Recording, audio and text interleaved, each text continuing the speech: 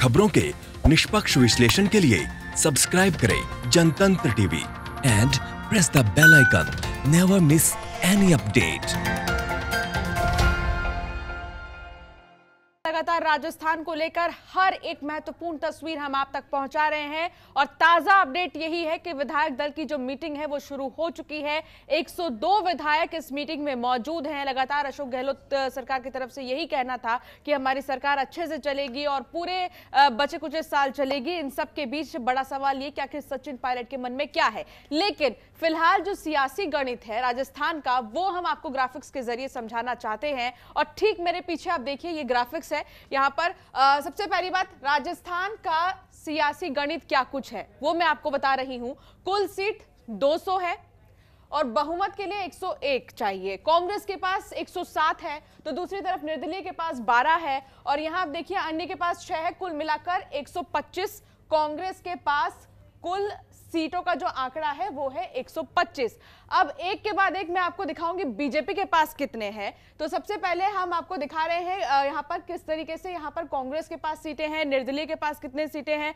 तो लगातार ये तमाम जो कुल आंकड़ा है वो हम आपको दिखा रहे हैं। तो बीजेपी के पास 72 है तो वहीं आरएलपी के पास 3 है और 30 कहना है ऐसा कि सचिन पायलट के पास उनके पास इतने 30 विधायक है। तो ये कुल आंकड़े हैं। तो टोटल मिलाकर 75 यहां बीजेपी के पास कुल बताया जा रहा है और 125 कांग्रेस के पास है।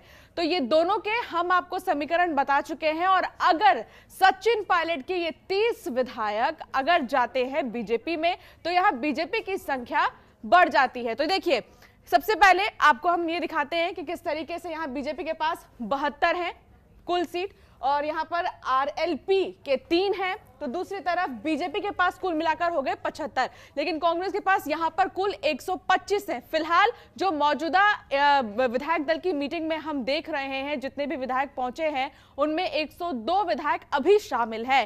तो लगातार आप देख रहे हैं। अब देखिए ये दूसरा ग्राफिक्स है हम आपको दिखा रहे हैं। कुल सीट 200 है, बहुमत 101, बीजेपी के पास 72, आरएलपी के 3 और पायलट के अगर ये 30 विधायक यहां बीजेपी में शामिल हो जाते हैं तो कुल यहां आप देखिए 105 इनका दिख रहा है सियासी गणित।